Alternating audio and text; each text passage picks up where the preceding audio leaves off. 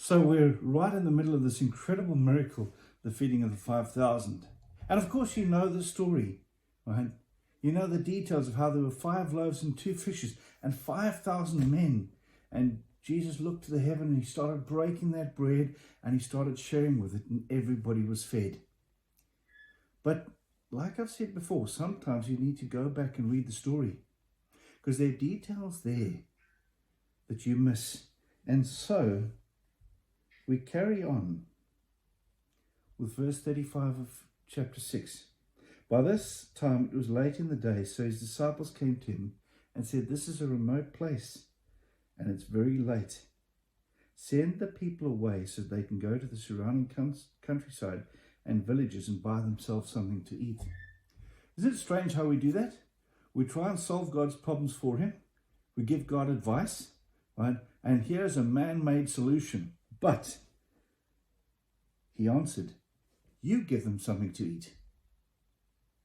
Now that for me is a great detail.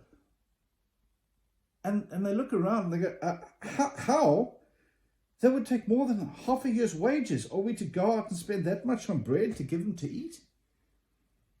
Notice, they didn't say they didn't have it, but they are starting to realize that this is going to be a very difficult miracle. And again, they're looking at it from a worldly perspective. They're saying, right, so we need wages and there's 5,000 people and so many slices of bread and we'll have to go out this and the budget is this. Instead of asking what God said, start feeding them, right? He said, "How many loaves do you have? Go and see."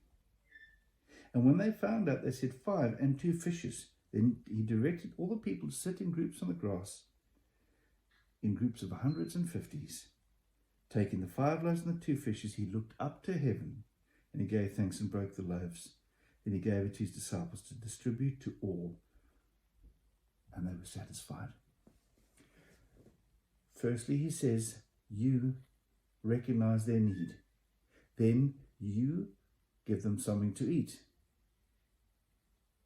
Begin with what you have and put it in the Lord's hands. How often do we want to solve a problem by first getting a budget and having all the resources in the bank? That leaves no room for God. So, as you look at whatever's standing before you, you can achieve so much by recognizing the need and starting with what you have and putting it in the Lord's hands. And then he will make sure everybody is satisfied. God bless and have a great day.